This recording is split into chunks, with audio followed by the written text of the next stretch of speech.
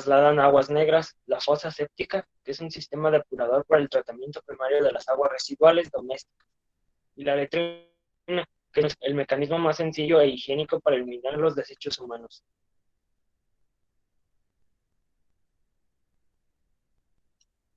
En términos generales, existen dos tipos de sanitarios: aquellos que requieren arrastre de agua, como el de sello hidráulico, y los que carecen de arrastre de agua, como la letrina tradicional o el abonero ecológico de doble cámara.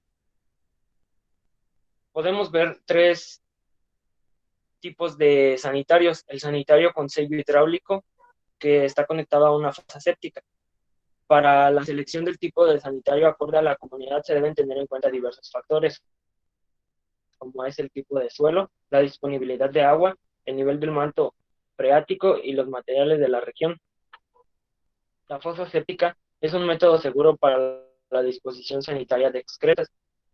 Son tres las principales partes de su adecuado manejo: el diseño de la fosa, la disposición adecuada del agua, nivel del manto freático y mantenimiento periódico. El sanitario tradicional o letrina de hoyo.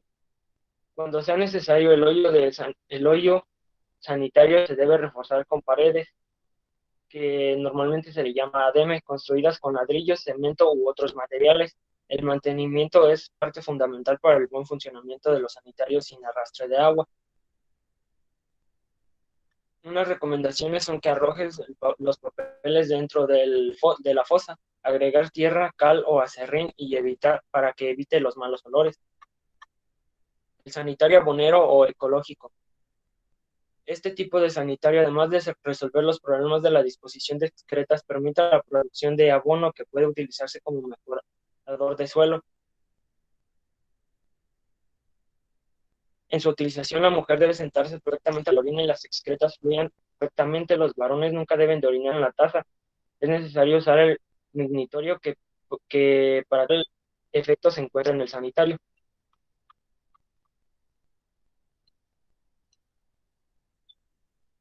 Siguiente, por favor.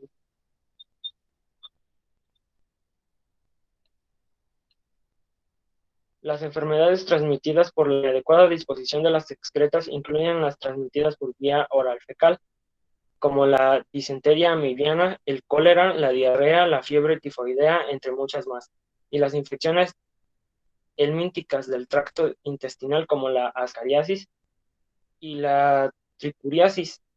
El problema de la mala disposición en las excretas se puede solucionar mediante la implementación de tecnologías simples y la participación de la comunidad en aquellos sectores que no cuentan con las instalaciones adecuadas.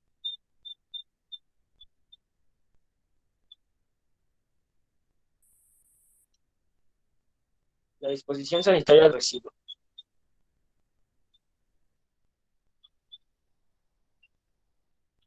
Los residuos sólidos son aquellos materiales que no se consideran útiles para quien se deshace de ellos. Si son manejados adecuadamente, diversos subproductos para usar o reciclar. En los residuos se encuentran mezclados materiales como el papel, como el vidrio, el plástico, metal, cartón y residuos de alimentos, entre muchos más. Los residuos hoy presentan un problema porque es una transmisión importante de enfermedades mediante la proliferación de la fauna nociva. Entre las enfermedades relacionadas con la fauna nociva están las infecciones intestinales, los parásitos, el dengue, el paludismo, entre muchas más.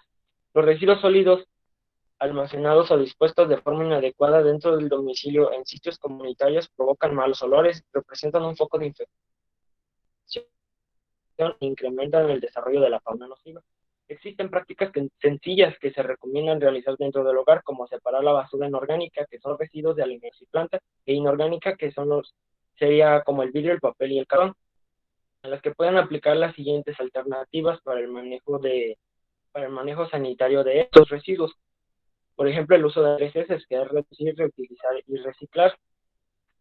Se trata de reducir si se debe dejar de comprar productos con bases desechables, reutilizar los recipientes vacíos empleándolos como maceteros, lapiceros u otras cosas, y para los desechos que se pueden reciclar, como las latas, el vidrio, el papel y el cartón. En áreas donde exista servicio de recolección siempre se deben mantener los residuos en recipientes con tapa. En áreas que no cuentan con servicios de recolección. Existen dos maneras para la disposición de estos residuos: quemar o enterrar. A estas prácticas se necesita cavar una zanja en un sitio alejado de la casa, separar previamente los desechos, depositarlos en la zanja para quemarlos o enterrarlos. Otra forma de disponer los residuos es la elaboración de la composta, que es un mejorador del suelo, a partir de aquellos desechos que sufren una rápida descomposición, residuos de alimentos, hojas secas y pasto, entre muchos más. La composta se utiliza, para la composta se utiliza un recipiente de 20 a 25 litros, coloca en el fondo una cama de hojas secas o tierra y después una segunda capa con los residuos alimenticios. Nuevamente se coloca una capa de tierra y así sucesivamente hasta que se llene el recipiente. La última capa debe ser de tierra y cuidar que siempre esté húmeda. A los 3 meses se recomienda cernir y lo que no pase por el cernidor debe incorporarse a otro compostero.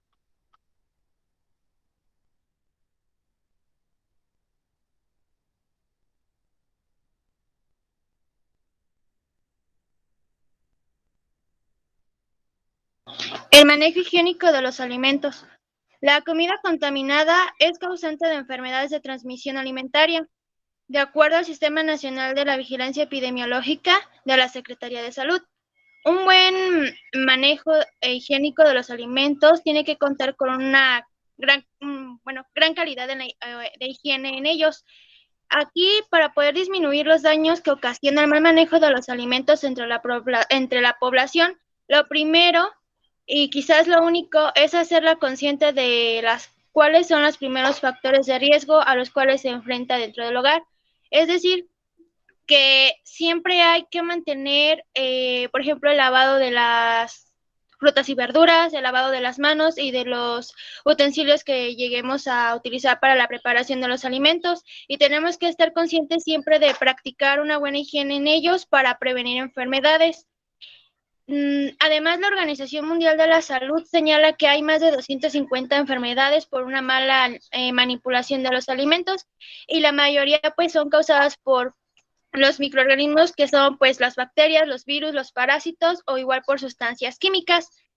La mayoría o los principales son la salmonelosis, infecciones o la amibiasis intestinal, las cariasis lombricoides, el botulismo, el Staphylococcus aureus, que se consigue a través de la intoxicación de los alimentos, y la hepatitis.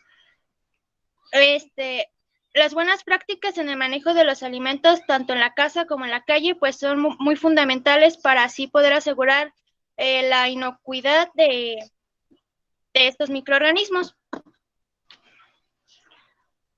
En el manejo de los alimentos es necesario protegerlos de la contaminación.